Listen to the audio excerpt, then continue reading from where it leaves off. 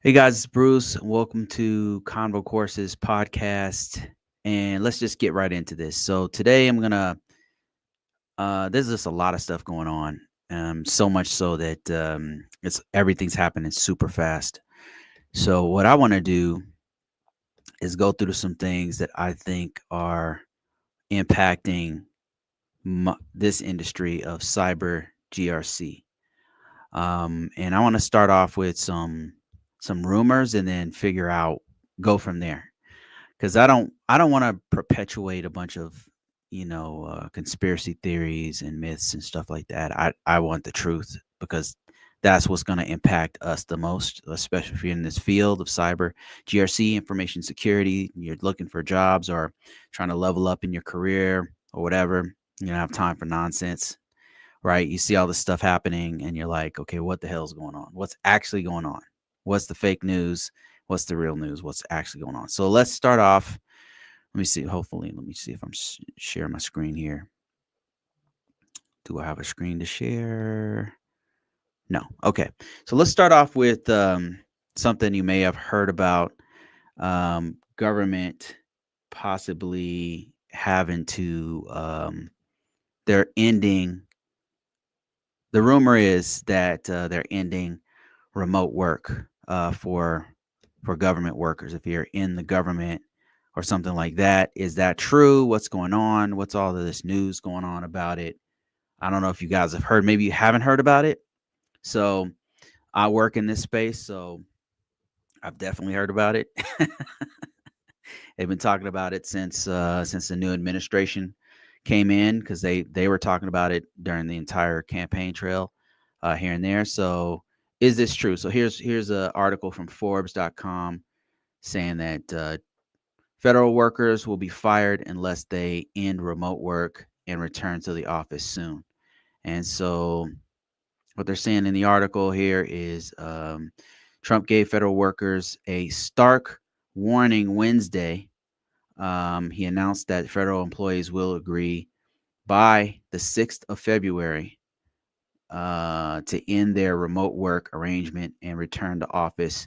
So, what's going on if you're not in this industry is that during COVID-19, there was this ramp up for us to work from home because you couldn't go in, right? For those who believed that there was an actual pandemic, that there was something going, because some people didn't believe it, right? So now we have to accommodate people who don't believe things. But there was a to save people's lives from the things that are going with COVID. They had us work from home. So there was this huge push. Some people are already working. Myself, I was already working from home. I was working from home way before COVID. So I've been doing this for a long time, in and outside of the government. So anyway, all everybody else started getting being allowed to and actually pushed to work from home and work remotely. And now there's a call for people to come back because I think this administration thinks that if you're working from home, it's not real work. Um, which I mean, I've gotten several ATOs done. I've been putting in like 90-hour work weeks. like I'm definitely working. So But anyway, so that's the idea. Is this true? And the answer to that is yes. This is the White House's page right here. Return to work in person, and it says all heads of department and agencies in the executive branch of the government shall, as soon as possible, take a necessary steps to terminate remote work arrangements. Blah blah blah blah blah. So yes, it's absolutely true. And as I've been working with the government, I get their emails. So it's true. Like there is a mandate that says you will here's what we're doing to have people work from home. So now the question becomes like how are we going to do this? And trust and believe they're trying to make this happen as soon as possible. So every agency is different. Every department, every agency is different. Some are not going to be affected by this because some, like the Department of Defense, I don't think that they have a lot of remote. They have some remote workers, but they don't have as many as some of the other departments do because they deal with a lot of very sensitive information. So they might have like work from home 2 times a week or something. They might have some weird thing going on. So some organizations in intel and military don't are not. This is not a big deal, as big a deal for them. But some agencies, like just off the top of my head, the ones I've worked for, NASA, DHS, and others that are spread all over the country and sometimes all over the world. They have offices everywhere. They have workers everywhere, right? And some are in very remote places where there's no satellite office um, for that organization. And because of the nature of their work, sometimes they have to be out closer to where whatever's going on, or sometimes they just don't need to have an office. So in this case, somebody said we cannot hear you. Okay, we cannot hear you. Audio. Okay, I think TikTok can't hear me. Let me see. Can you guys hear me? Can you guys hear me? Sound check before I go any further. Good. Okay, good to go. I think it's just TikTok. Hold on a second.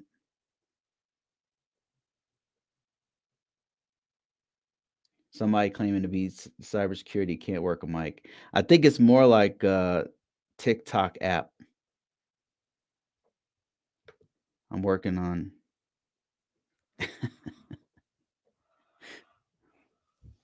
We can hear you. Okay. All right. Maybe I'll just shut off TikTok. Give me a second here, guys.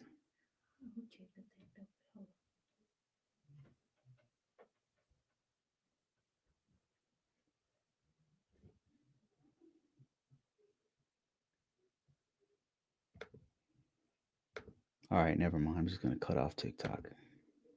See you later, TikTok. Okay. So, back to our discussion here. So, there's no sound. I don't have time to fix it. All right. So, return to office mandate is absolutely real. Some organizations are more affected than others. The last couple of organizations I worked for definitely impacted by this because they have people all over the world, all over the United States, and I don't know. I don't know what's. So some of the issues is that they don't have a remote office there. So it's going to take time to actually set up the offices. All of that, I mean, it's gonna take some time to do that, and then you've got to lease buildings. You have to recut contracts in some cases. It's just going to take a long time for some of the organizations to actually do all of this. And so, what can you do? Um, so that is true. I'm not sure how it's gonna affect. It's gonna affect different people different ways. It will affect me too. I'm a remote worker who works for these organizations, and they have a plan. They don't have a plan yet of how to get us back to work. And for now, they're just like, hey, don't worry about it. We'll figure it out when we get there. I'm already I'm already making plans. You know what I mean? So I'm gonna be a remote worker if I have anything to say about it. So hopefully they get their stuff together, but they're trying to make this happen super fast. That is what's happening. Another thing that's going on, other news that's huge, and this one I'm trying to get cut into the facts here. I haven't been able to get all the facts straight yet, but here it is right here. So the Department of Doge. So Elon Musk, and some of the articles you read are just very biased. So you know that's how they get views. So um, Elon, not to say that I agree with it or disagree, but some of them, the language is very, you know. Anyway, so it says Elon's lackeys have taken over the Office of Personnel Management. So the Department of Doge it has access to the Office of Personnel Management and GSA, and they are. I'm not sure what's going on. Like from what I'm hearing from these articles, is that they are um, taking it over and then taking over people's access, and the government workers don't know what they're doing with the information. Now, OPM, this office it's like the HR of the government, so they have accountability and all records on anybody who works in the government. So all of your personal information to work in the government is going to have to go through this office right here. So they know everybody who's working, how many workers are in each place, maybe even contractor information. I'm pretty sure even contractor, all of our information is with this office, because anyone who works for any part of the federal government, it has to go through an HR to figure out how many people are working, how much are they paid, what's the budget, all that kind of stuff. So I imagine the Doge department is trying to figure out how many people are working in which ones, and then where they can cut, because that's what they're trying to do, is cut as many things as possible. If history is any indication of what's about to happen, what Elon Musk does when he buys a company is just goes in and just fires as many people as possible. It starts over again. And I guess that's what they're trying to do with the government. I don't know if that's going to work as easily with the government. The government is publicly owned. You know what I mean? So you got a lot of things to contend with there, unless they just break a bunch of laws, which it looks like they don't care about. So so is this true? That's what we want to get to. We don't want to just jump into a bunch of hype. What we want to know is if this is true or not. And so let's figure it out. Is it true? Let's just go straight to the source here. Straight to the source. So this right here is the whitehouse.gov. And yeah, so they established the Department of Government Efficiency, otherwise known as Doge. What they did was that's called the U.S. Digital Services. It was called USDS. So they took United Digital Services and they renamed it. They renamed it into Department of Government Efficiency. And in addition to, I think what they're doing is exactly what Trump said on his trail, which is to go through and then just start cutting business, cutting down the agencies in upwards of 70%. So there's 70% cuts across the board, up to 70%, not 70% everywhere, but they're trying to cut as many jobs as possible to make. And so what this is gonna do is, and this one I'm sure is true, because people are being offered severance to get out, to leave. And this is also what, if you follow what Elon Musk did at Tesla, he did the same thing. He tried to kick as many people out as possible, but trying to offer them severance pay. He said, look, if you guys quit here at X, not Tesla, X. So when he came in and took over Twitter, he said, if you quit right now, I'll offer you severance package, whatever. Just get out right now, and to see how many people will flee, right? And that's what he did. Now that's what they're doing with the different departments, and a few departments have already received these notifications to leave, and apparently OPM is one of them, and another one is GSA.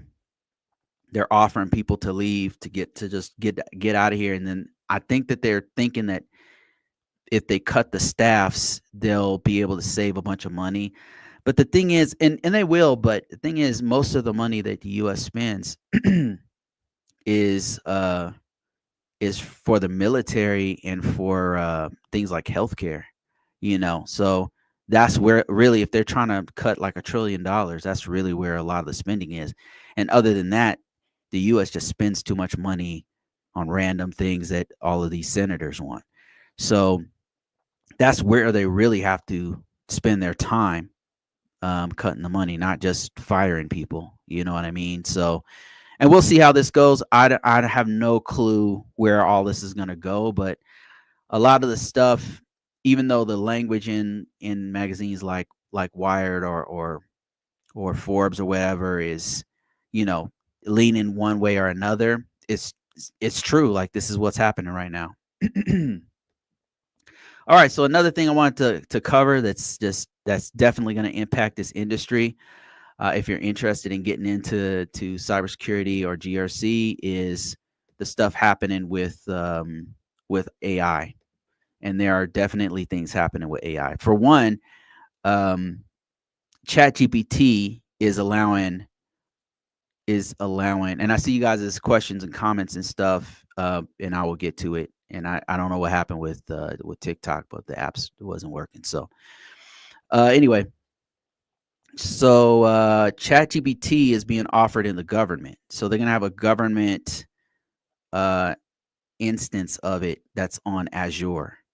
And is that true? Is it false? It's definitely true. So ChatGPT a few days ago announced it. So introducing ChatGPT for the government, and ChatGPT Gov is designed to streamline government agencies' access to open AI frontier models. And so that's pretty cool. They'll be able to access these models. It says we believe the U.S. government adoption of artificial intelligence can boost efficiency and productivity, and is crucial to maintaining enhanced American global leadership. Blah blah blah blah blah.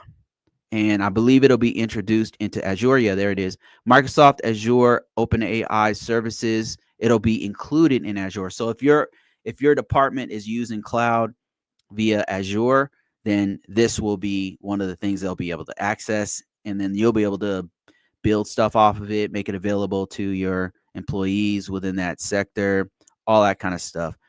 Um, and it says how the government agencies use ChatGPT today. So it says the Air Force. It mentions the Air Force Laboratory. It mentions a few other organizations. Here's the Air Force Los Alamos Laboratory, how they're using it. Let's see what else. State of Minnesota is using it. Commonwealth of Pennsylvania is using it. So now they're just going to make it more widely available to government workers. So that's pretty exciting. That's kind of cool. Another huge thing that's going on is, I'm sure you've heard about this, is what's going on with the Chinese AI with DeepSeek. And there's a new one that just came out from Alibaba. So there's a couple. Actually, there's a few out. There's a few out now coming from China because DeepSeek made a killing on it. So they released in DeepSeek, which hit the stock market because everybody started investing all this money in the, I don't want to say hype, but Stargate was announced. They said, oh, we're gonna spend $500 billion on this project in Abilene, Texas, or somewhere. It's going to include SoftBank and Oracle, Larry Ellison Oracle, and it's going to include OpenAI, and we're going to spend all this money and all this investment. And then they were thinking, okay, well, investors, stock market is thinking, okay, and people who trade stock and stuff are thinking, okay, well, they're going to need a whole bunch of chips. They're going to need NVIDIA chips. And so they started investing in chips, and that the whole market, the entire IT space blew up, started doing really well. But then when DeepSeek came out, and DeepSeek said, well, we didn't spend $1 billion. We only spent 30 million or something. It only took us 30 days to do or something like that. But it turns out that, of course, they stole is not the right word for it. They distilled meaning they used AI, they used OpenAI's model to train their model. So they piggybacked off the research from, and I don't think this is necessarily illegal to do, but for them to sell it and then compete in the market, that's a whole nother thing. So now ChatGPT has evidence that they pretty much stole all their stuff and then built their own inference model based off of OpenAI and then competed with them in the US market. So they're probably going to sue them and then maybe get DeepSeek kicked out of the US market. So, yeah, so that's what's happening right now. And all this stuff has happened within the last few days. Um, that said, DeepSeek is really good. You can use it safely if you download it to directly to your computer. You can download it to your computer where you're not logging into Chinese servers and having them collect or do pattern recognition on your keystrokes or whatever the hell they're going to do. We have our own problems here with privacy than having to deal with a whole nother governments. I mean, especially me working for the government on a regular basis. I can't just log into a random another country's servers. You know what I mean? I got to maybe you guys are okay with it, but for me, I have to really think about stuff like that. I got to figure out what their terms of service are, what they're going to do with the information. I don't know what they're going to do with the information. So I have to be mindful of that. And you should too, if you're working for the government, you got to think about things like that. So anyway, you can download it locally, and I wanted to show you guys that. So if you want to get involved with some of the stuff that the open source models out there, including DeepSeek, and by the way, I think that it's awesome that they did this because it's now forcing the hand of some of the other AI companies to come out with their own models. And so here's what you can do if you're interested in getting your hands on this. You go to lmstudio.ai. This is one of the ways. There's many different ways. You can go to Hugging Face and download it from there. There's all kinds of ways you can do this, but this is one of the easier ways to play with some of the open source AI models. So, and I'll get you guys' questions here too. I see some great comments on here. So you go to lmstudio.ai. You download this framework that they have that will run the model, and then what you'll see is something that looks like this. Once you have LM Studio on your local system, you can then download the model onto your computer. Now you got to have a pretty beefy system in order to run some of this stuff, especially some of the top AIs. But I'm running DeepSeek right here locally, not on another government servers, not subject to their terms of service, except for I can't go ahead and sell this product, right, and compete against them. That would get my ass sued. So I can't do that. But yeah, I can use Llama. I can use all kinds of different instances and mess around with it. And it's a great way to learn. So I've just been messing around with this one. And so just be safe, don't just because everybody's talking about stuff, sometimes you got to take your time. Even with TikTok, I did some research before I start using it, knowing that it was from another country, because sometimes I have to have a clearance, a secret clearance or whatever. So I got to be mindful of what I'm doing with my information and what I'm saying at all times, if I want to stay gainfully employed with the government. So, that's pretty much all the main news I wanted to cover. Just so many things happen. There's so many other things going on right now. And I'm going to open this thing up for discussion. Let me see.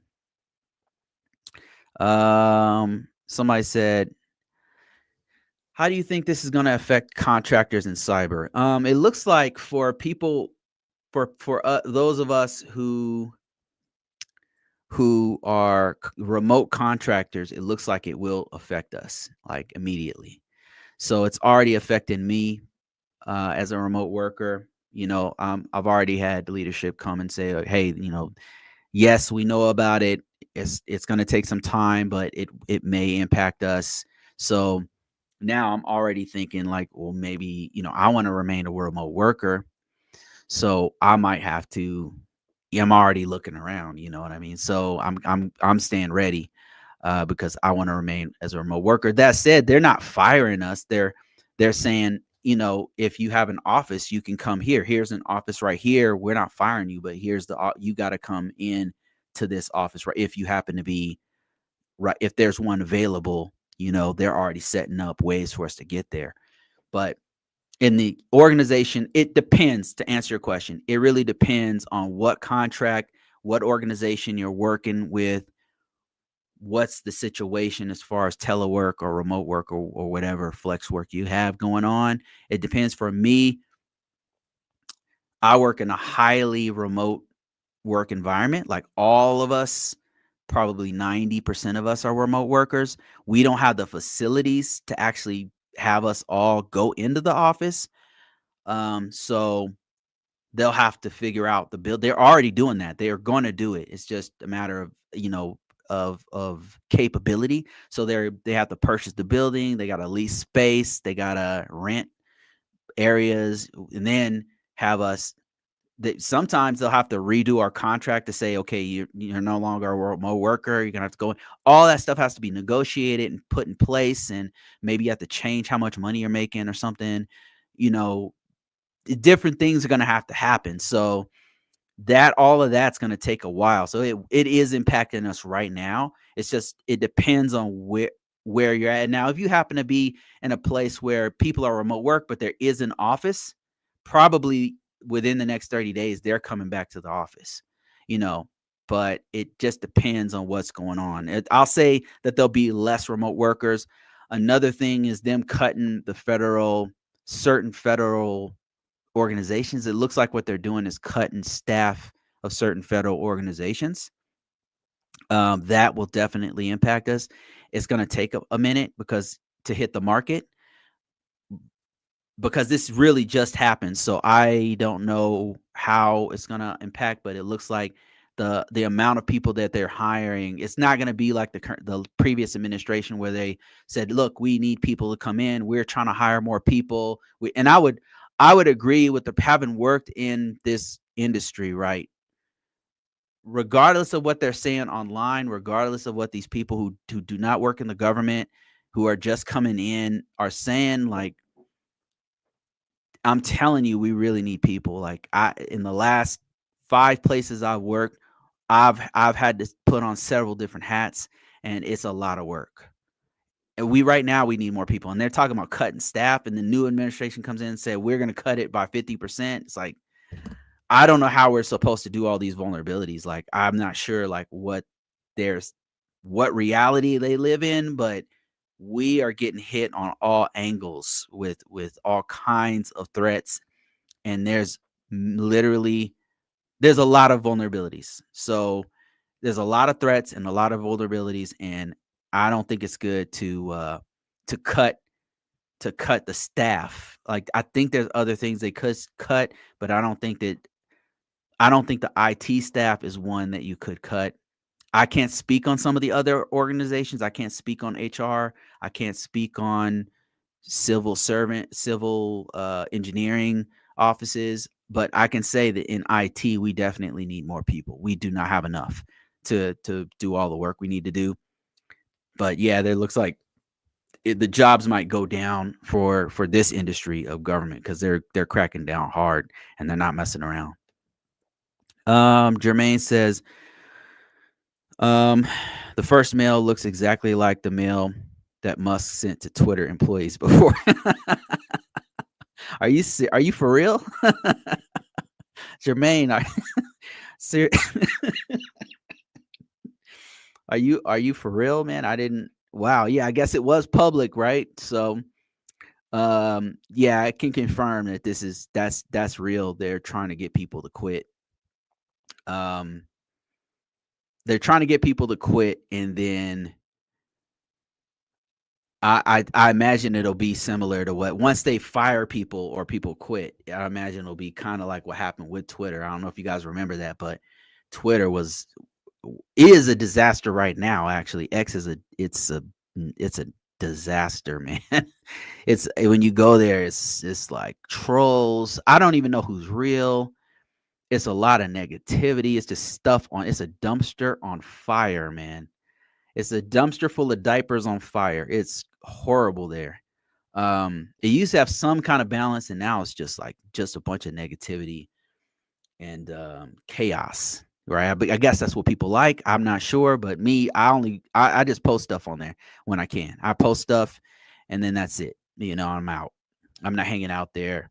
It's just too toxic for me. But right after he took over, it was really bad. It was really, really bad. I mean, it was just absolute chaos. And now they're kind of having some level of control over it, but I would argue that it's still not great over there. Like the direction they decided to go in, it seems like it's just a propaganda machine. Which I guess that's what they wanted. So you get what you pay for, right?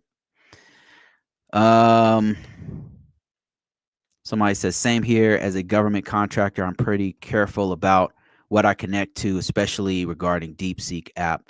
And then he goes on to say, yes, I'm also using LM Studio as an excellent for playing with local AI models. Yeah, so that's kind of what, if you guys are joining me late, so what I showed was a safe way to use the DeepSeek model. And even if they ban it, it looks like the US is going to go that direction, because OpenAI is complaining about the use of it, and saying, hey, there's some there's an issue here. They stole our stuff. So you can use DeepSeek, which is a Chinese AI, safely if you download it locally on a tool like LM Studio. And it's not phoning home. It's not, it's on your local system, so you can just go ahead and mess with it there. And you can see I've been messing with it a little bit. And I can download Quinn. That's the one from Alibaba, which is also Chinese, and all of that. So that's just the way. You have to have a pretty strong system to do it, because I tried to do it on my other system, and it didn't work properly. So let me see what else we got here. Zach says, do you have any advice on how to get an ISSO role? I was told that a security plus, is that what it is, and a clearance. I did that, and then was told a CISSP. I got the CISSP and still haven't found a role to move into. Um, I would have to know, like, where you're at. Like, I would have to know more information. I think if I know more information, I'll be able to give you some advice on how to move. Um, because with a CISSP and a clearance, like, you should have no problem. What experience do you have? Do you have experience in this field, is what my question would be.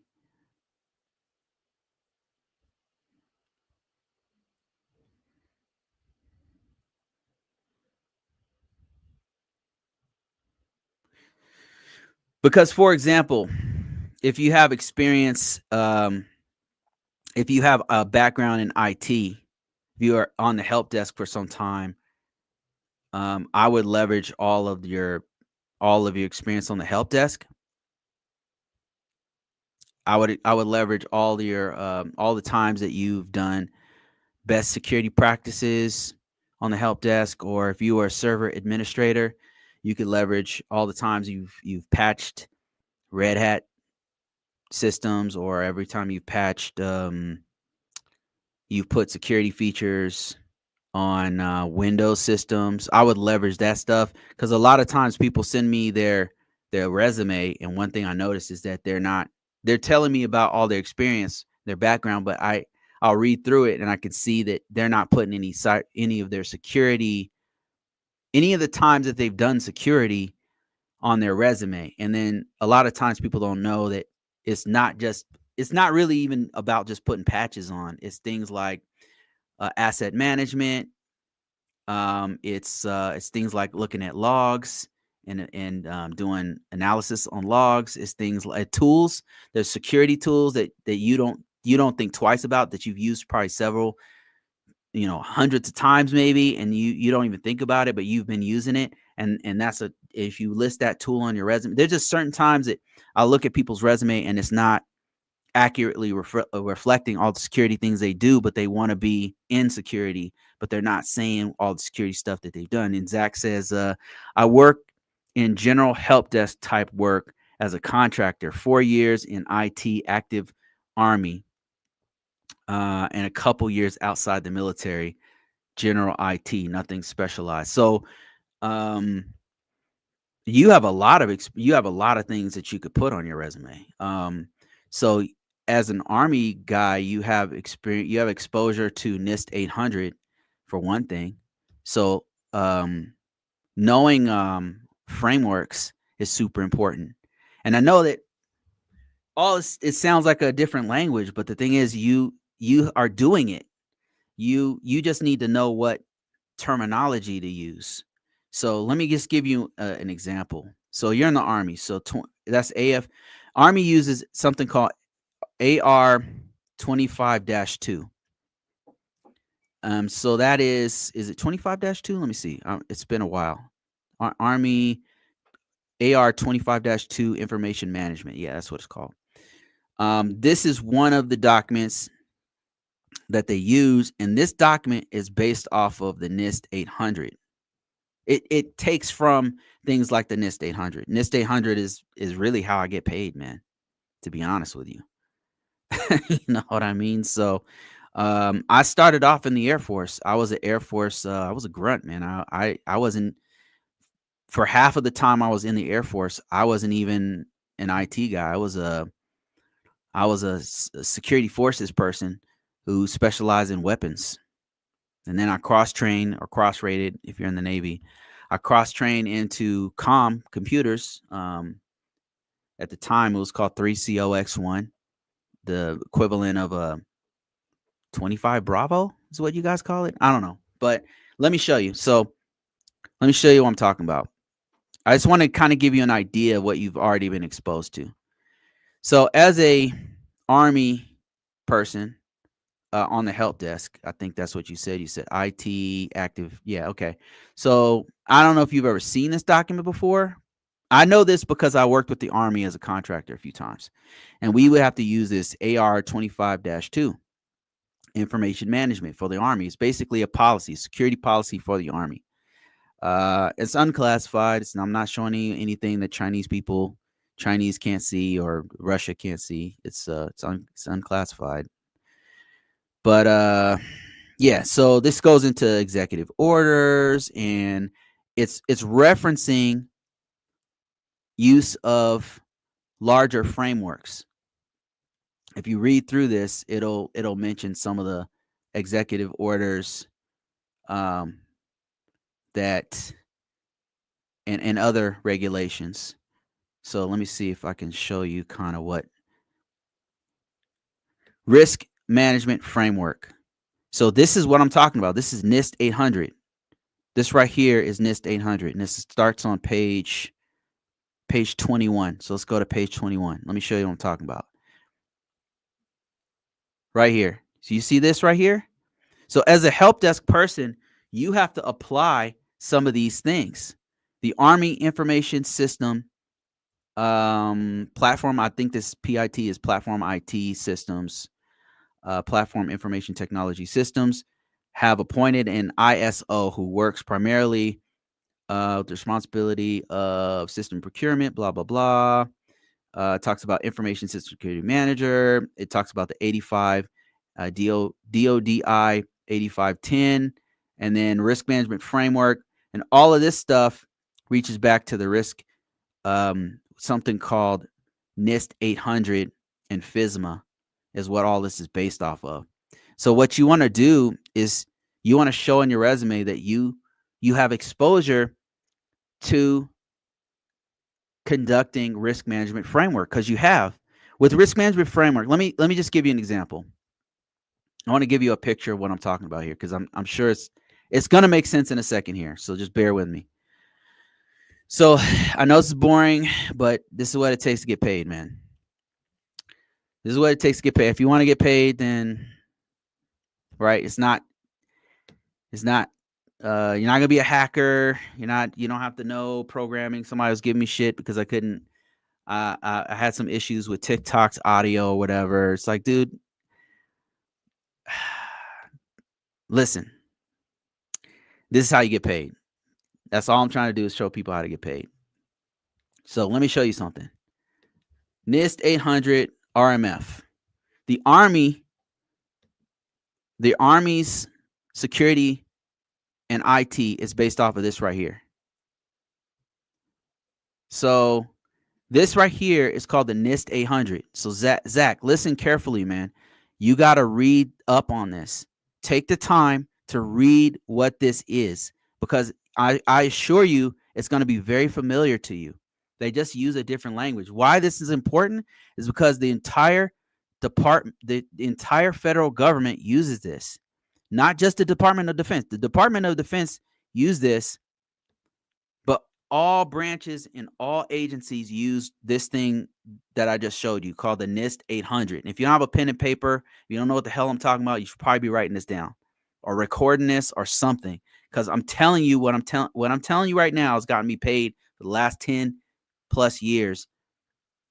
I've been working from home for like the last 7 years doing cybersecurity stuff because I know this. I worked for NASA. I worked for Department of Homeland Security. I worked for Verizon. And it's all because I know this thing right here. So what you want to know is NIST 800. Write it down. NIST 800, specifically NIST 837, because that's what the AR 25-2 is based on. AR 25-2 is based on the NIST 800. Start from there, right? I can go into detail about FSMA and all that kind of stuff. The reason why you need to know this, because that's what you need to list on your resume. Once you understand it, you'll be able to say that you implemented NIST 800 security controls, because that is exactly what you did. You just need to know what to put on your resume. There's certain keywords that they want to see. And what you need to do is don't just go to LinkedIn. Okay. Don't just rely on LinkedIn. Let me just tell you what I've done, and it's been working for the last 7 years. Maybe I'm sure things have changed. I've been leveraging AI and stuff. So far, what's really still working is for me to put my resume on the following platforms: monster.com, dice.com, careerbuilder.com, of course, LinkedIn. Those are the top ones, but you want to put it on like 10 different sites, and you want to fill out, not just upload your resume. You want to completely fill out the profile.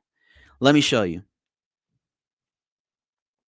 It's really important that you read the NIST 800, because you'll start to understand the terminology that they want to see for GRC stuff. Every industry has its own keywords in GRC. And I'm speaking to you about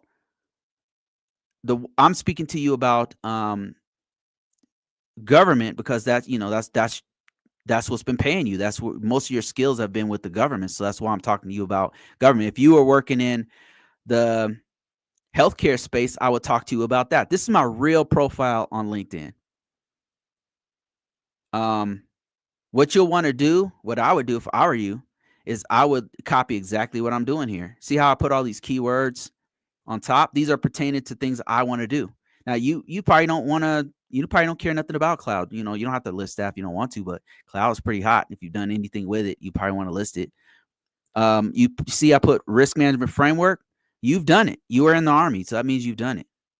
You just didn't know it. You're applying patches, you're updating systems, you're fixing systems, updating signatures, all of that.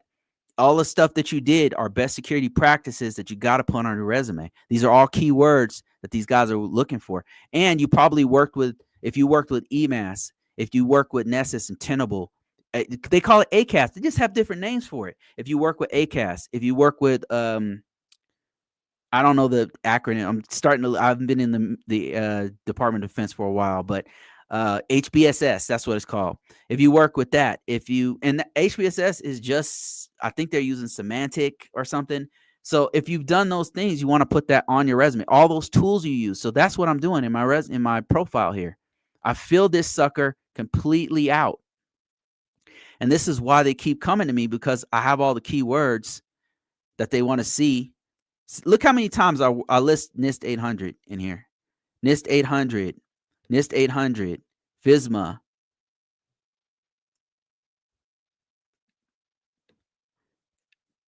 risk management framework. I mean, are you getting the idea here? So you got to put those keywords in there. Another thing is, if you've ever done documentation, GRC is a lot of documentation. I know people, like I said, it's boring, but if you want to get paid, this is the stuff you want to do.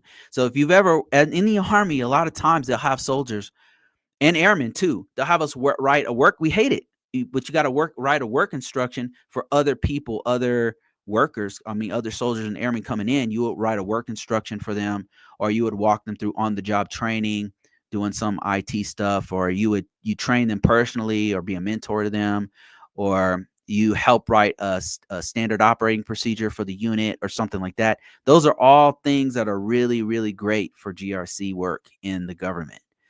So those are the things also you want to list on your resume. If you want an example of how to put it all together, you can look at my profile on LinkedIn. Right? It's publicly available. It's real. This is what I've been using for the last 7-8 years, whatever. Right? I've updated it over time. But you can also go to ConvoCourses.com and look for my free resume. You can download my resume for free. It's my real resume. Now I've updated it here and there. You know, sometimes I'll change it. Sometimes I'll have multiple different instances of it. Like if I want to do SOC analyst work, I'm going to change my resume to fit a SOC because I've done SOC analyst stuff. So I'll put that stuff on the top. If I want to do GRC stuff for an organization that has PCI DSS, I'll put that stuff on the top. You know what I mean? You don't have to do one resume. In fact, it's better if you do multiple and you put them on all platforms completely, 100% fill out every profile. It's going to take you some time to do it. But it's worth your time, because you will get people contacting you. You won't want all the jobs that'll come to you. I get offers all the time. Most of them, since I can choose, I'm very picky. Like I've gotten spoiled, so I'm just throwing jobs away. I'm just like, I don't want this. I'll send it to somebody else. I don't care. You know, I really don't. So sometimes this whole channel used to be about me just telling people the jobs I was offered. Look at the past. Look at all my old videos on YouTube, and you see me just reading off reading off different jobs, because they would send me all these job offers, not job offers, job inquiries to me. They would send a job offers like when they formally send you money. You know, I mean, we're going to pay you this amount. We want you to start on this day. That's a job offer. They would send me inquiries about if I'm still in the job market, if I'm interested in this job. I mean, and I'm still to this day getting these. And I'm spoiled because I get so many. I get all kind of local job opportunities. Some that are out of state, some that are in the state. It's too long of a drive for me. You know, to be honest, I'm happy where I'm at. So, and I'm very picky with the jobs that are offered. So that's why, I'm kind of just like, yeah, nah, I'm good. So anyway, NIST 800, that's what I'm talking about. And somebody just confirmed here. Security expert says facts. The NIST 800 series of documents is the basis of security and cybersecurity documentation in other Five Eyes nations too, including Canada, Australia, England, New Zealand. They must know NIST 800. I was surprised when I work with other organizations or countries or something, or a company in another, that they would reference NIST 800. It's very, very valuable. I had no idea. I thought only the Department of Defense used it until I got out of the Department of Defense and I found out NASA has to use it, DHS and all the departments under it has to use it. You name it. If it's a federal organization, they have to use it. And not only them, IRS uses it. Not only them, but states use it. Different U.S. states use the NIST 800. So, Zach, You got to put that on your resume. First, read it. Go and read it. You have exposure to it. They just use different language. So what happens is there's a hierarchy. It started off with something called FISMA, or the Federal Information Security Modernization Act of 2014. It came from the Federal Information System Management Act of 2002. It was a federal law that they said we have to fix the security of our systems because we're getting hacked. We're getting hacked by 14-year-olds, all kinds of stuff. It's something is very, very wrong with the way we're doing business and we're realizing that everything's going to IT. Now, this is back in like the early 2000s, late 90s, where they start to having to come up with a way to protect all the federal systems, right? So they made a law and codified it, like the Senate had to sign it. All this a law to protect all information systems that have federal information. And then they used something that was kind of already existing, which is the NIST. The NIST is they do like measurements and standards and things like that. They're very technical, and so they had something where they were already talking about computers, how to secure computers. So the U.S. adopted those things from this scientific body called the NIST, called the NIST 800. It's a series of documents that they update on a regular basis, and it comes from professionals from all walks of life, from different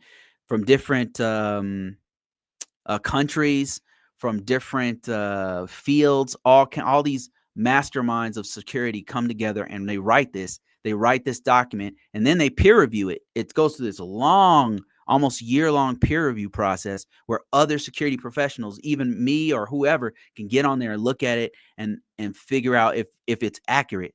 So it's very well put together. The documentation is well put together. Let me show you where you find that document to read. So you'll just go to Google or wherever and just type in NIST 800 RMF, right? Let me show you my screen here. Show you I'm not lying to you. So you'll come up with this right here. This is the site you want to go to. It's going to be csrc.nist.gov. And so let's go here. There'll be a series of documents here. And you'll see this right here, which is prepare, categorize, select, implement, assess, authorize, monitor. You have been exposed to a lot of this stuff already. They just call it different things in the Army, in the Navy, in the how the Army, Air Force, Navy, Marines all have their different kind of language. They're different. It's just different lingo that they use. They all have a version of this. They're doing the exact same things, but they call it something slightly different. It's pretty crazy when you see when the veil is moved from your eyes with this.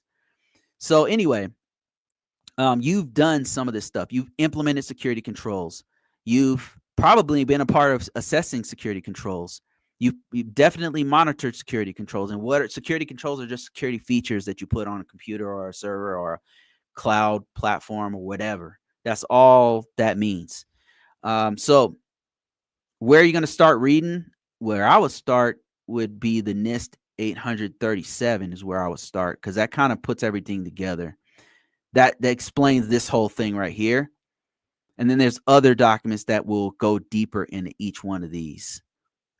So you'll see 853 are all the security controls, security features that you need to put, not just on a computer, but in an environment, right? So, for example, physical security is super important.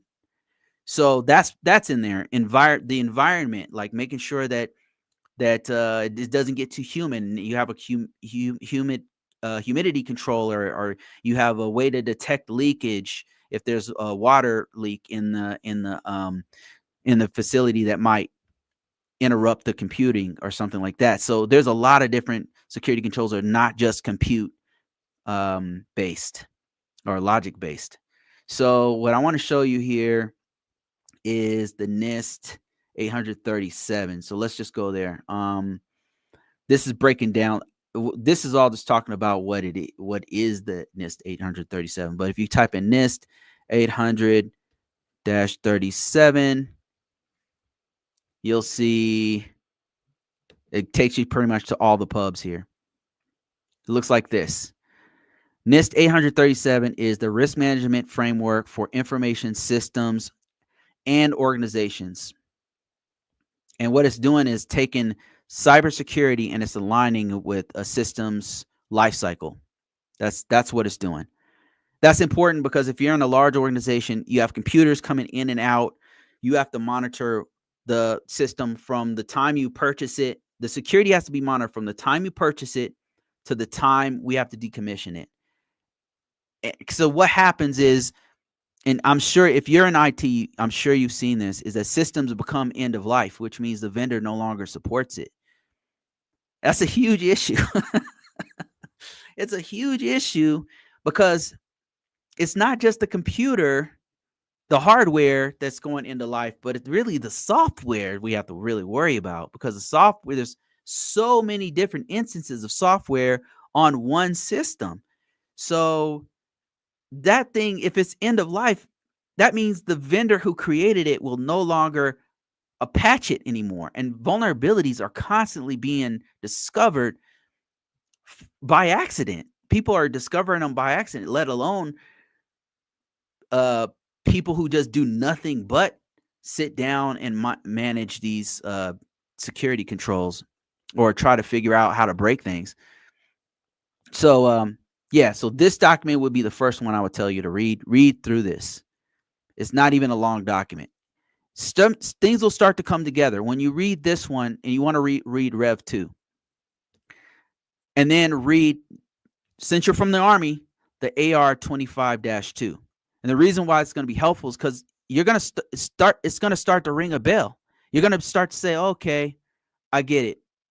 This makes sense. You've been in the environment, so nobody has to tell you. You have experience that you'll start to say, okay, I remember this. I remember when we had to do a policy, and then we had to meet that policy, and I remember the commander came down. You'll just start to map things together with your own experience. You're actually way ahead of the power curve, and it'll make no sense for you not to have a job or have struggles getting a job. You said, yeah, I'm an Air Force contractor now, and a lot of overlapping with work I did in the Army. And I have looked at 800-53, and I will dive into 837. Yes, awesome. Do that. And make sure you list on your resume. If you want an example of how to do a resume, you can download mine for free. Like I said, go to ConvoCourses.com and search for my free resume and download it and look at how I wrote things, it's been working, man. It's a shitty resume, but it's been working. It's been getting me paid. So I just started giving it out to people. Okay. Let me see. All right. I'm back on TikTok. Sorry about the technical difficulties. I was trying to give you guys some more, but I'm not sure what happened with I have to use TikTok Studio to get all the other stuff to work. And I got other things to do with my time. So, okay. So somebody said, more comments here. Somebody said security control assessor here. Awesome.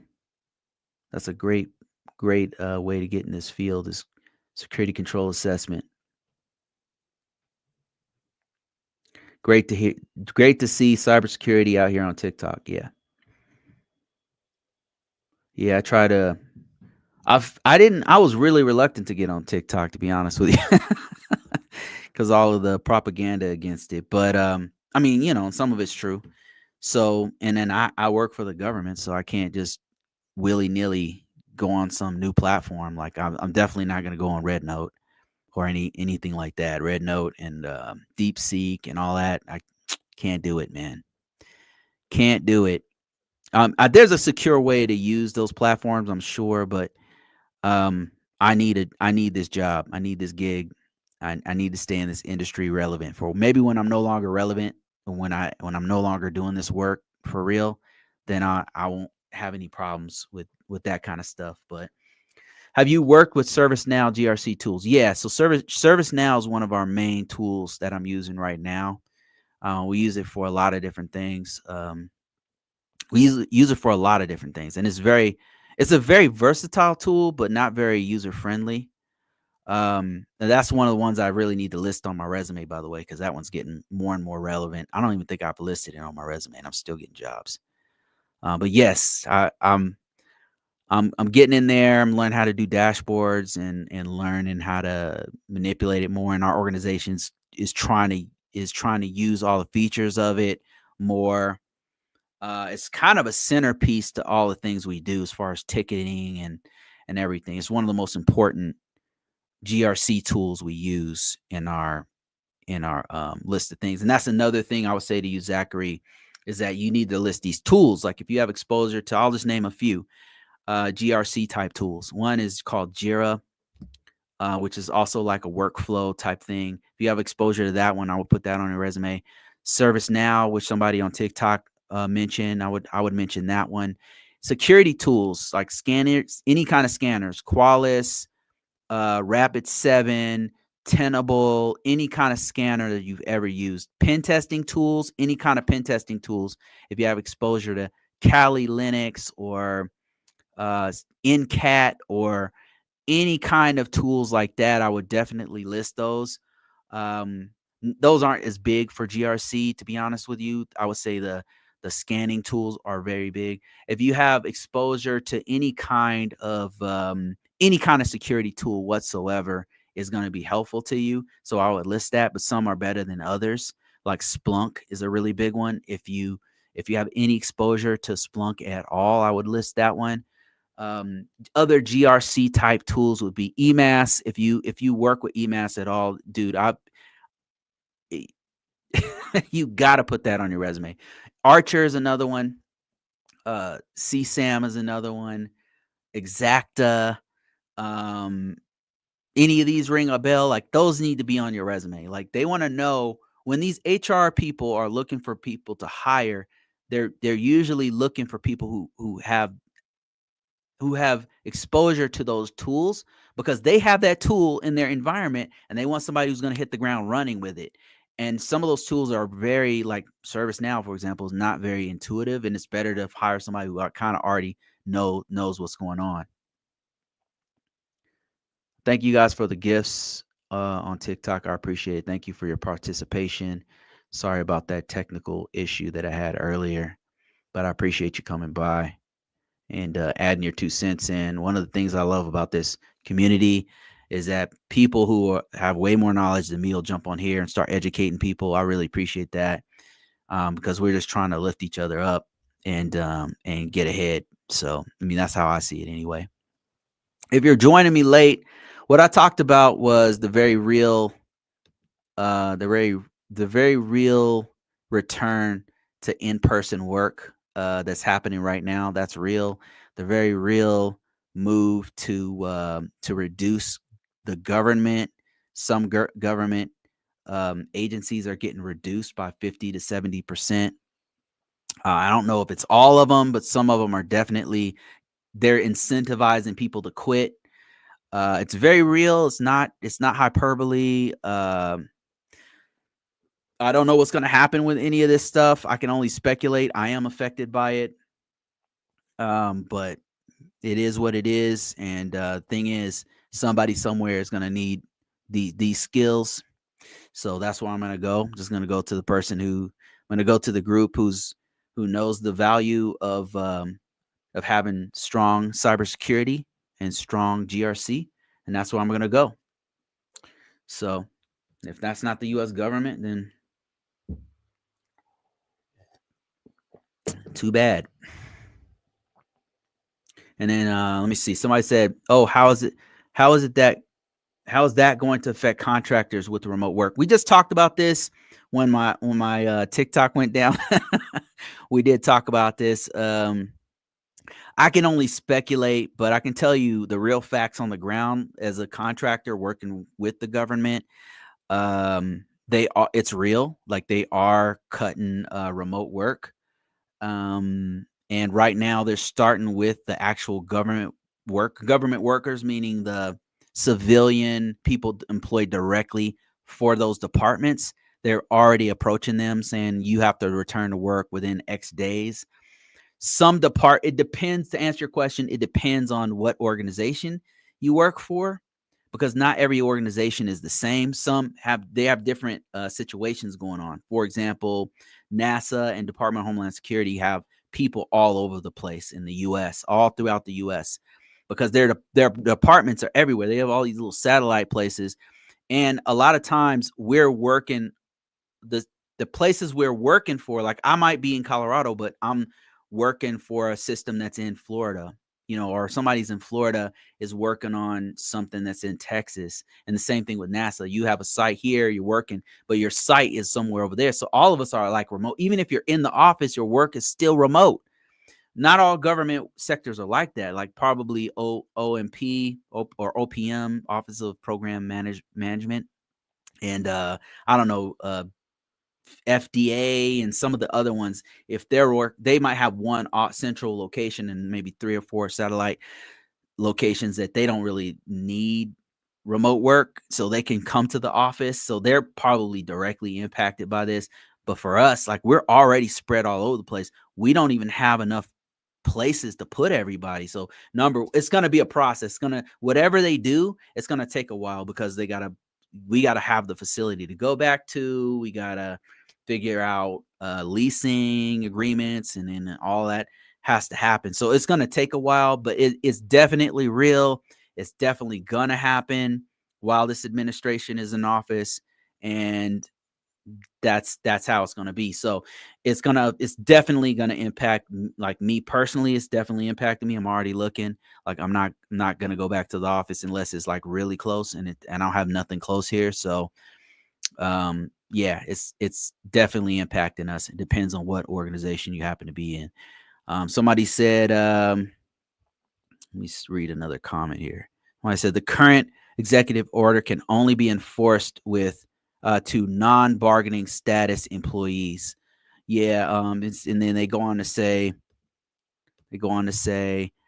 yes, by the time all this stuff comes down, he'll be on his way out the door. I'm hoping. We'll see. I mean, there's no telling with this office. Like, every time I try to guess what's going to happen, I was wrong. I was like, nah, he's not going to win. He won. And then he won. And then this is me and my daughter will have these conversations, and she's right every time. And she's like, yeah, he's going to win, Dad. And he won.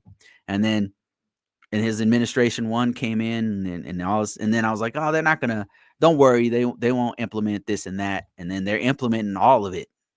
And I'm like, I don't see how some of this stuff's going to work, to be honest with you. Like the tariffs on, I'm not going to get political, but anyway, it's happening. So it's just like you guys are saying, it's going to take a while for it to get implemented. It will get implemented, but you're talking about, in some organizations, I'm sure can make it happen within 30 days. But like the one I'm in, it's going to take a while, right? It's going to take a while, because we don't have the facilities to do any of this. So they got to start from scratch.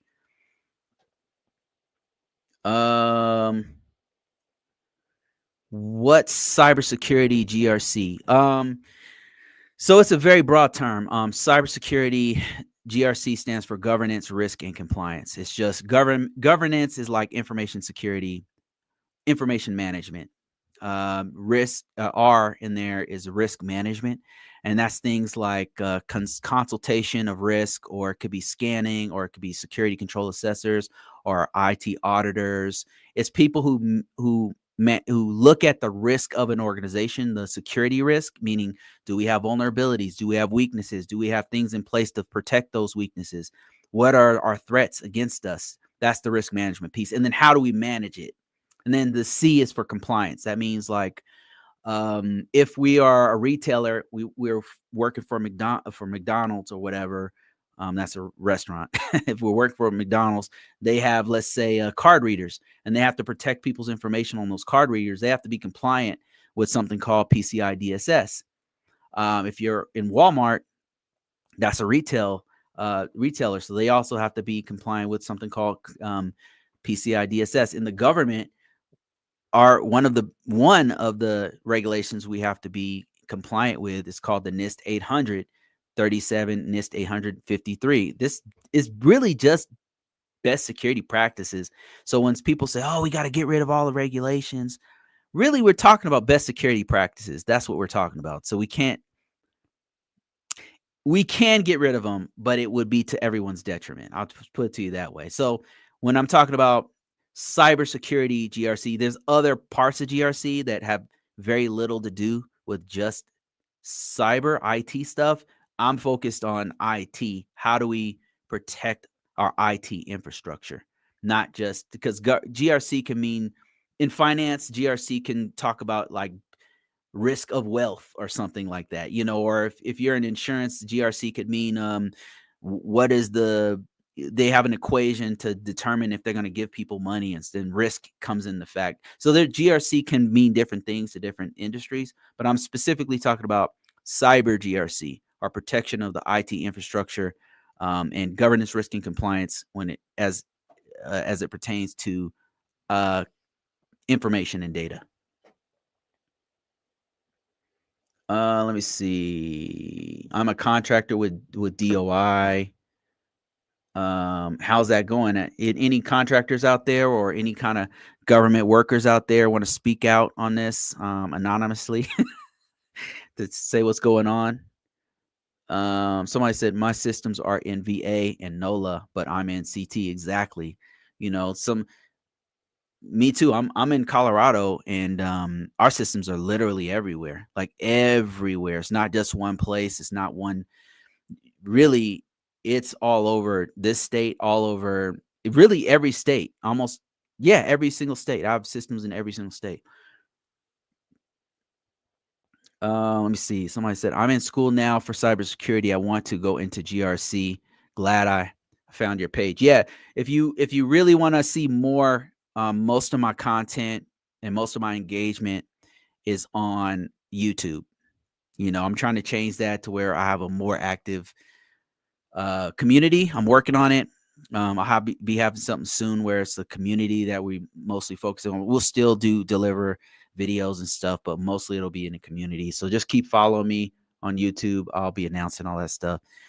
Let me see. Janetta says, greetings. I'm already looking. My son is special needs, and I can't RTO with his therapy and schedule. Yeah, a lot of people are in this situations, and it doesn't look like this administration is taking that into account, and or if they care about that.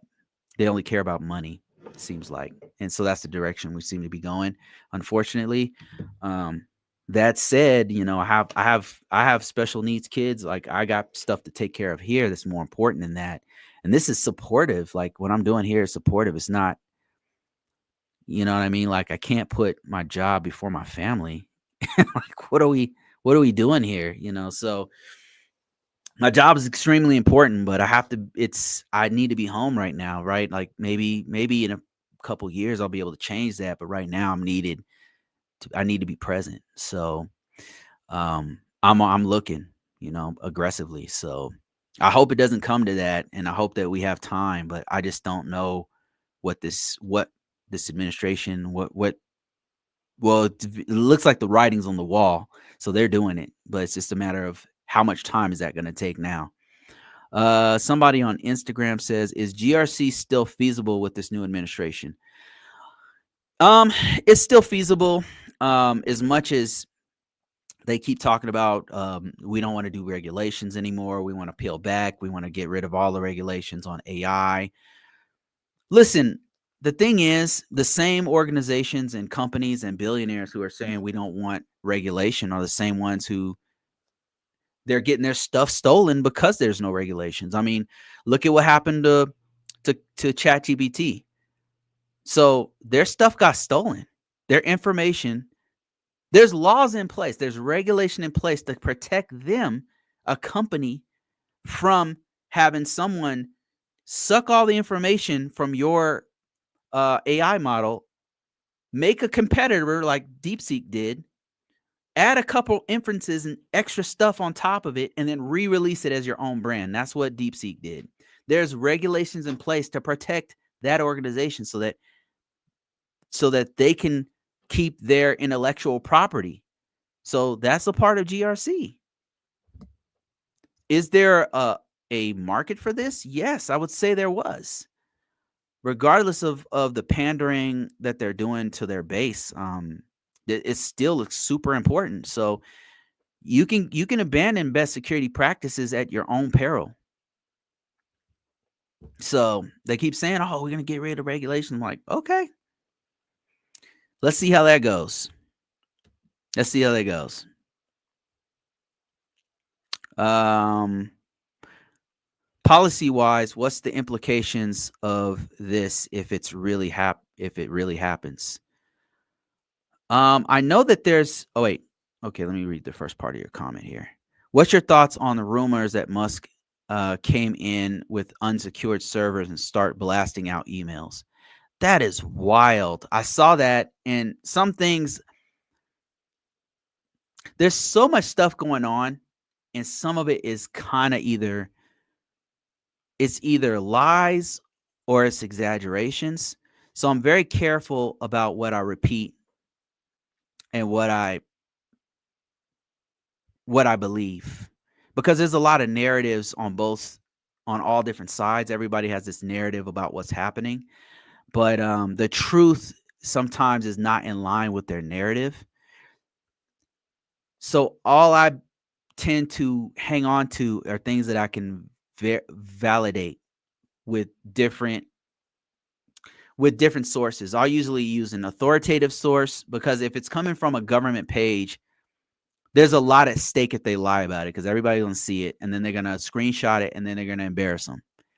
So if it's coming from a government site, it had to have some level of oversight, and somebody had to put their name on it, and somebody had to put their livelihood on the line to get that information accurate. And then what I'll do is I'll look at two different sources of news. I'll look at a left leaning or a right leaning or whatever. I'll look at more than one source of news, and then I'll validate that with an authoritative source. And that's why, like, I'm very careful about what I believe. If it comes from one source, if it comes from social media, I don't believe it. It's like it's sometimes it's like they'll say something or put a video out of something that happened, and I'll be like, okay, we'll see, right? It's because sometimes you notice, like on Facebook, they'll put like a disaster that happened, and you'll be like, oh my god, what happened? I hope those people are okay. And there's something that happened like 5 years ago. That they do that a lot. Or they'll put like a hurricane, and they're like, "Oh my god, look what's happening in Texas," and it's actually some footage from in Indonesia or something. You can't believe anything from social media. The best social media can do is kind of give you a direction to research. It gives you insight in what to research, and so that's what I do. If I see something crazy, I'll look at two separate sources of news. Then I'll validate that with a more authoritative source, and then the truth is in there somewhere.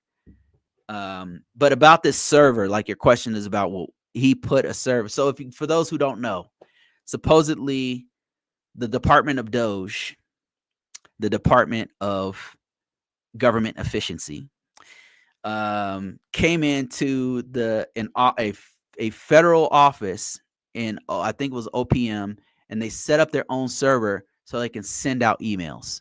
The server wasn't validated. It didn't have, so whenever you put a server on a network, a federal network, it's got to go through a long, arduous process where they make sure that the system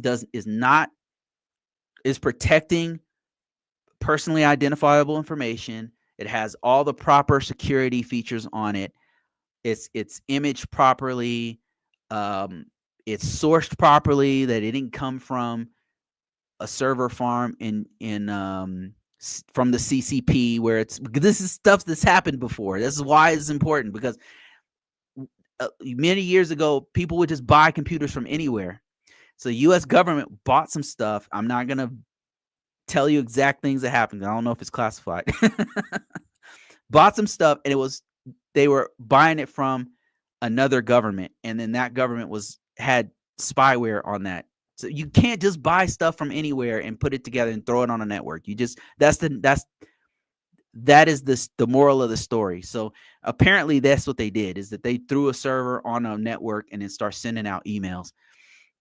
And the reason why I'm kind of reluctant to believe that one is because why would they do that? I mean, I'm working in the government, and I saw the emails saying these things, saying that, hey, we're or what they're gonna do, like with remote work. That email, that stuff that they said on the White House page, that's similar to what I saw. Like, everybody has to come back to work. There's no need for them to do a server. This is coming from the top, so why would they put their own server on the network? It just doesn't make any sense. Why would they take that risk? And if they did, that's incredibly dumb. It just doesn't even make any sense. Let me see. Somebody said greetings. I'm looking for. Okay, yeah, I already read that one. How many risk exceptions you approve before SOX comes through?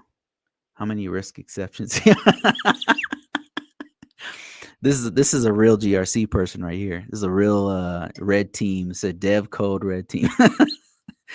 Yeah, this person knows what they're talking about. I'm not gonna answer that question. What should I study first? Depends on where you start. If you're an IT, if you're a student, I would tell you something different from if you were an IT help desk guy for 2 years than if you were from a SOC analyst. But then it depends on where you want to go too. So I need more information from you to answer. I can answer the question though. You're a cybersecurity beginner.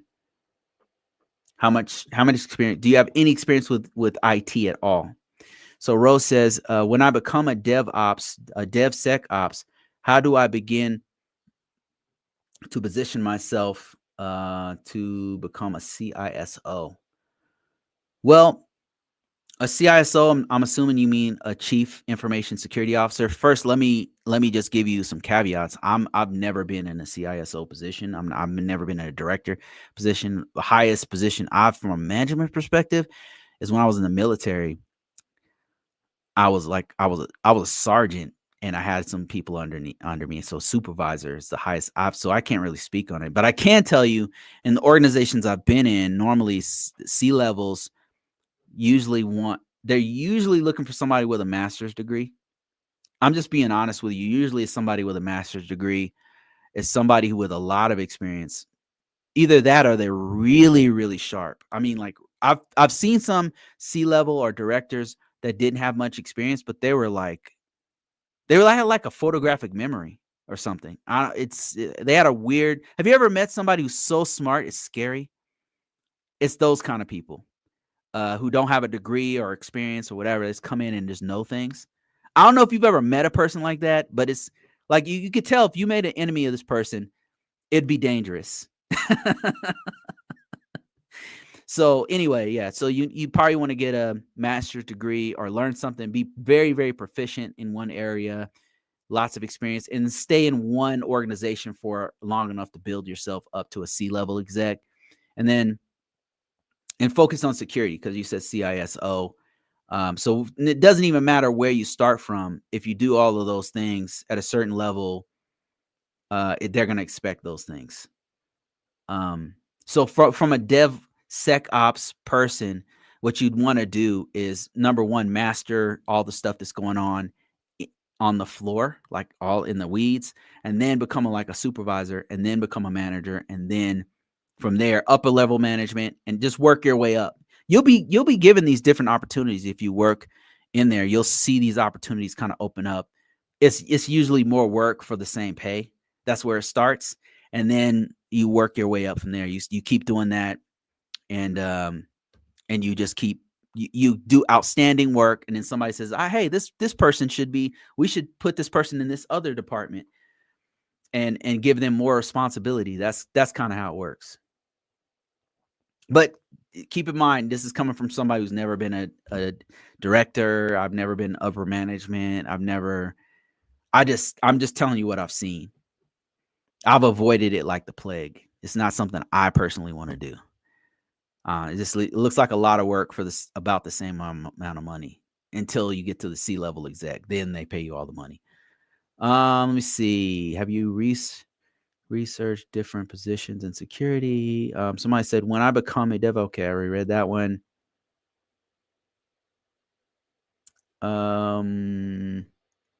Let me see some more comments on here. Okay.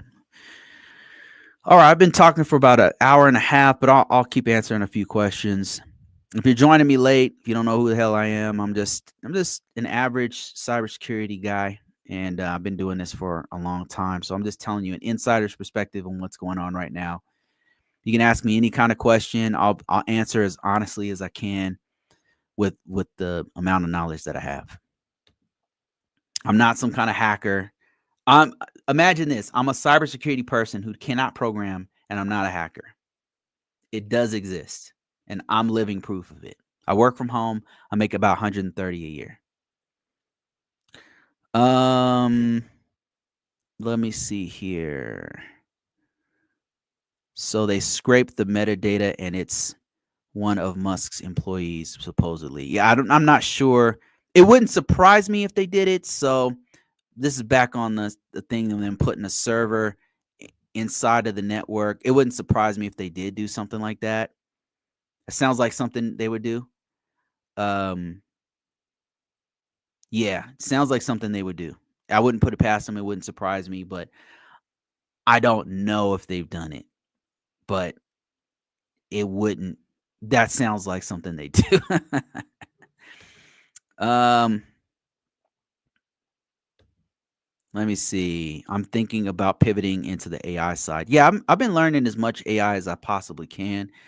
And I was showing a tool. I was showing a tool about that. Let me show you what I'm seeing. I don't know if you've seen this, but me and security expert who's on this live was talking about this. It's called LM Studio. It allows you to download a instance of a model on directly onto your computer. So I just been messing around with DeepSeek because I didn't want to use DeepSeek's site. I'm pretty paranoid about what's going on between the governments as far as hacking and scraping people's information. So, as a cybersecurity person, I'm super paranoid about that. And when you start to see certain things, you just start to become a little bit. You start to realize things aren't what people say they are sometimes, and it makes you paranoid. You see it for yourself, and then you're like, "Oh my god, I got to be careful." So anyway, this is called LM Studio. If you go search LM Studio, it's lmstudio.ai, and you download some kind of framework, and then it allows you to download different security models. So this is DeepSeek, and this one's safe because it's on my local computer. And then I can also do Llama, if you've heard of that one. That's an open source one that Meta is messing with. So these are all the different models that I can download and mess with. Now, take up a lot of space, and some of the larger ones take up a lot of space. So um, you're gonna have to have a pretty strong computer, pretty beefy computer with lots of space available because each one of these is like anywhere from 4 gigs. This one here I'm using is about 5 gigs. This one here is 37 gigs. This one is 2 gigs. Okay, that's nice. 37 gigs, 200 gigs right here. This was a monster right here. You see this right here, this Llama Tulu? Yeah, it's a monster. And then the more powerful they are, the more tokens they can use at once. And yeah, I know some people are setting up their own personal LM models and then making them accessible for only themselves, or integrating it into their automation, which will save them money because if you can do that, you don't have to pay. Because if you use right now, give you an example. So I've been using automation with make.com, and this is crazy, but you could have it. You could write a program. You could how do I explain this? You could have it you can have an Airtable, and it will collect information like an idea. Like you can write an article about llama versus DeepSeek. And then you have an automation go through ChatGPT or Claude or Gemini, and it'll use an API, and it'll grab what you just said to write the article using ChatGPT, and then it can post it. It can do all of this stuff. The money costs. It costs a little bit to run the AI with the API, but if you had something like this, you could set up your own local instance of it, and you could have it go through your own, and that saves a lot of money. I mean, it's super cheap. Let me see here. More questions, more comments. Do you do mentorships? Not yet. I just don't have the time to do it right now. I'm working on it though. I'm putting something together where I can do something like that, because what I would like to do is give people real world experience. AI is a must learn. Amen to that. I agree. Don't be too distracted by everything going on. Like, focus on what's happening right now is really going to change it. This administration and maybe the next one, they last about 4 or 5 years, 6, maybe 8 years apiece. But AI is about to change our species. Like, this is a species changing event that's happening right now.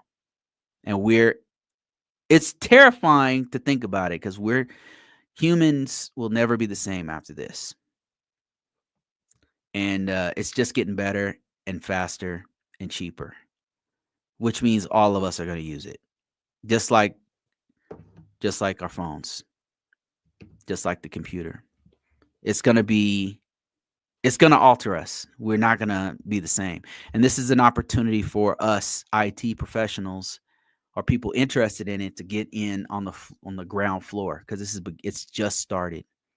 So get in and start learning as much as you can, and take advantage of it. Don't be distracted by all the stuff going on with politics, or I'm not saying don't pay attention at all, but I'm just saying don't get too emotionally invested in stuff that you can't change. They already voted. Like, it's done. You know what I mean? Like, now we just got to ride it out. And so you can still learn AI.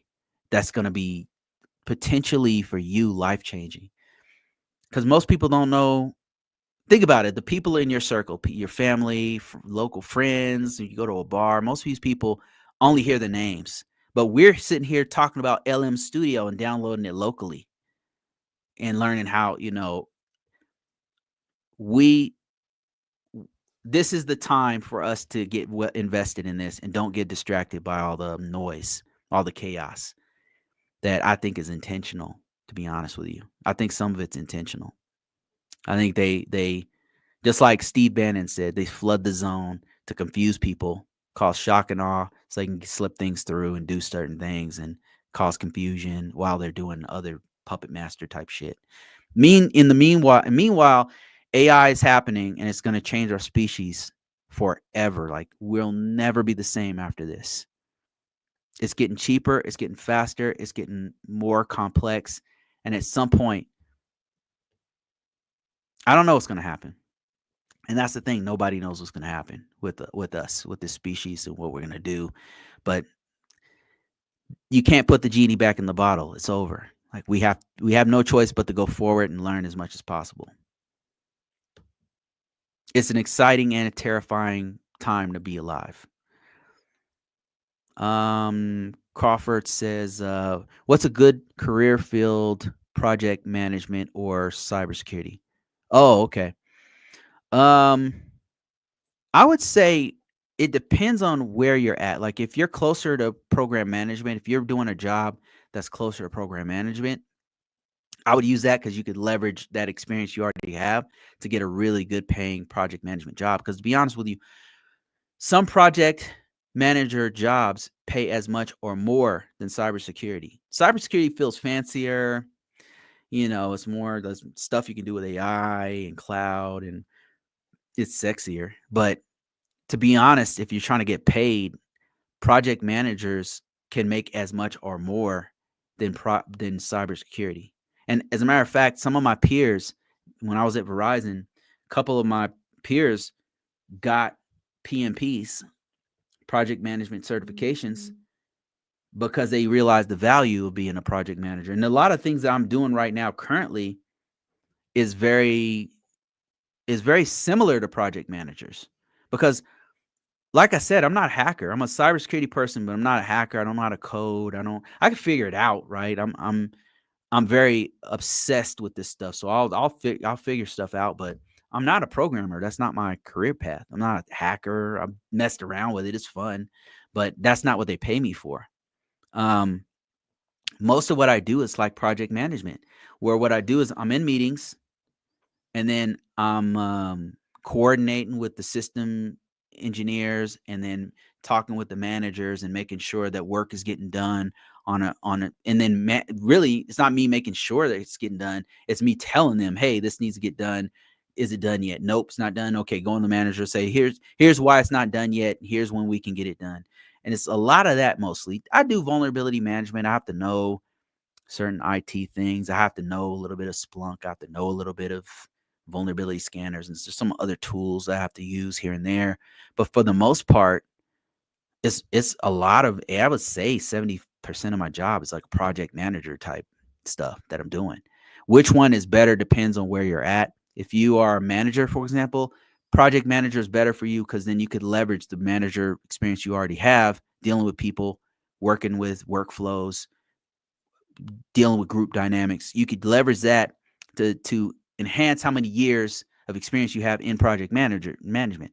If you're in IT, it'd probably be better for you to go into cybersecurity because you could leverage all the experience you have doing cyber, doing putting security features on systems with your cybersecurity work. And then you could, that would be better leverage for you. So it depends. Both of them can make about the same amount depending on where you're at. So, let me see what else.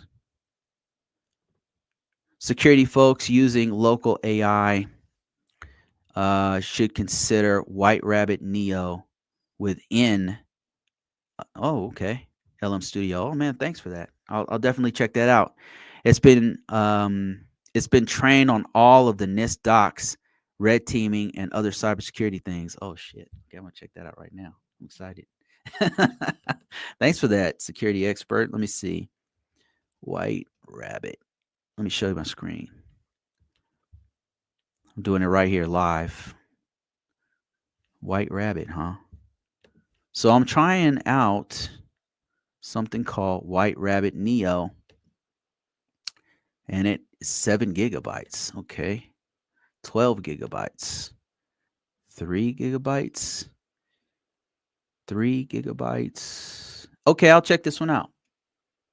And you said it's like it is trained on NIST documents, red teaming, and all things cybersecurity. I use it for my contract work. Okay.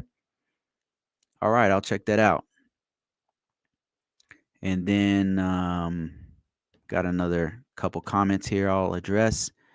Crawford says, no experience in either, but willing to learn. Which one? I would say go towards the one you're most excited, the one that you're willing to spend the most time on, because you're gonna have to spend a lot of time to learn this. And the way I've gotten to where I'm at is patience. Like a lot of times people, I'll work on something and I'll figure something out, and people are like, "Man, you're so smart." I'm like, "Not really. I'm just obsessed with this." I've met smart people, people with talents, people who have just an innate skill. But what I have over talent is discipline, and I don't quit. And I think that that's more valuable than talent. And that's what you need. You need tenacity, and you need patience, and you need to be a person who doesn't give up, right? So if you have a kid, you're not going to give up on your kid. That's the level of dedication that you need to from starting from scratch on this field. In the beginning, a lot of times the younger people, they have it. They're excited. They don't know what they don't know. They're super excited about a career path, and that's what makes them so hardcore and badass, because they're obsessed with this thing and they learn it. So whatever you can get that level of dedication and discipline into, whether it's project manager, or security, or whatever.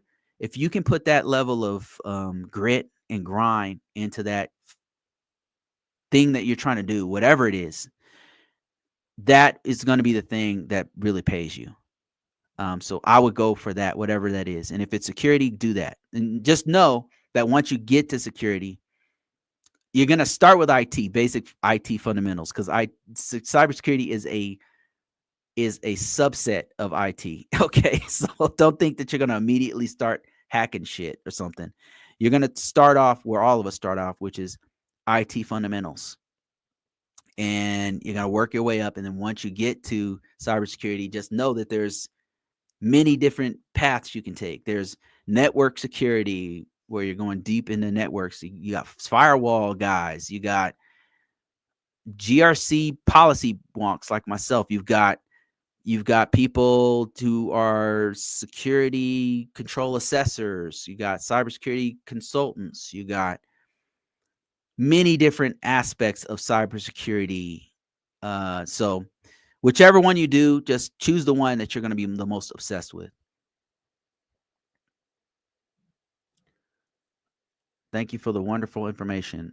Thanks for watching. I appreciate it. Thanks for the flowers and the hearts and everything. Somebody said, how do you go about getting into GRC with a bachelor's degree in information communication technology? So I also have an information technology degree, a bachelor's degree. And how did I do it? I didn't want to do this at all. I didn't want to do GRC. I wanted to be a network guy. So I was obsessed with it. I just thought it was so incredible. It was amazing. Like, the technologies blew my mind. The more I learned about it, the more I was like, it's beautiful. So I was obsessed with it. So I learned everything I could about information technology. And if I had to do a policy or a procedure, I hated it. That was a waste of time. I could be working on a router or something like that. But those are the things that get you into it, like the documentation side, the coordination with other people, the attention to detail, the risk assessments. If you happen to be a part of those, you want to start off with your bachelor's. You want to start off with just IT, learning the basics of information technology. The thing is, once you get in there, once you get into a role where you're doing help desk, for example, you'll start to see things that are more interesting than GRC. You might see, hell, cryptography might be something you're like, oh my God, it's so amazing. And then you go into that field. Or forensics, you might get into that. You might see a glimpse of it and you're like, oh my God, I have to do this. There's so many different aspects of cybersecurity. So don't limit yourself in the beginning of your career into just GRC type work. And then GRC is such a broad term: governance, risk management, and compliance. It's so broad. Governance can be a director, it can be a C-level exec, it could be a supervisor, it could be an information manager, it could be a project manager. Risk management could be a security control assessor, an auditor, an IT auditor. It could be a consultant. It could be somebody who just runs scans. It can be all kinds of things. Compliance can be in many different fields. You can have a compliance person in healthcare, in financial sector, in government sector, in all of these. It's just such a broad field. So right now, in the beginning of your career, and I'm not sure if it is, but if it is, focus on understanding the fundamentals of information technology. And any field you can get into, any kind of work you can get doing basic information technology is golden for you. It's a great first step that's really hard for most people to get. Start there, and then the world will start to open up from there. So help desk.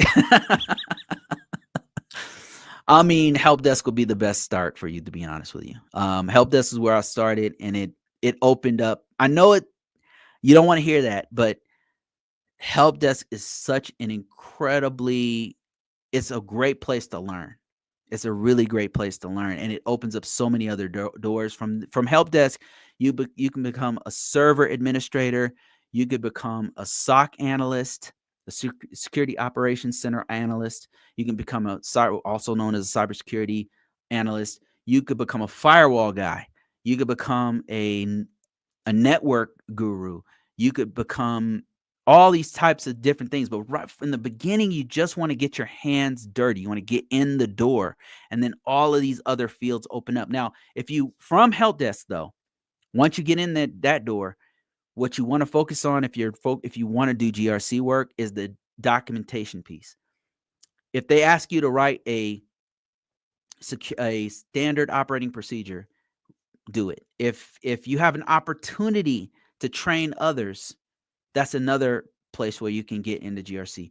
If you have the opportunity to write a document to like a work instruction for your peers, that's another place. Somebody said, and AJ says, I've been debating between IT auditor and cloud support engineer. So get years at cloud is a good one too, by the way.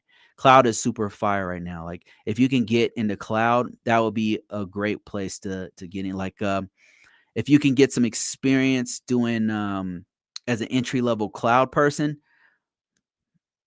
right now cloud's on fire, man. They can't get enough people doing cloud.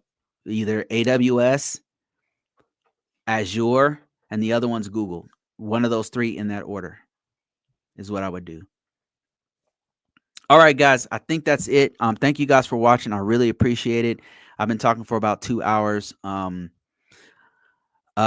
Just hang in there. Don't keep your eyes on the prize. I know there's a lot of stuff going on, there's a lot of confusion and chaos, but just remember, like, something life-changing has happened right before AI is happening right now. And we live in a time that is literally going to change our species as a whole.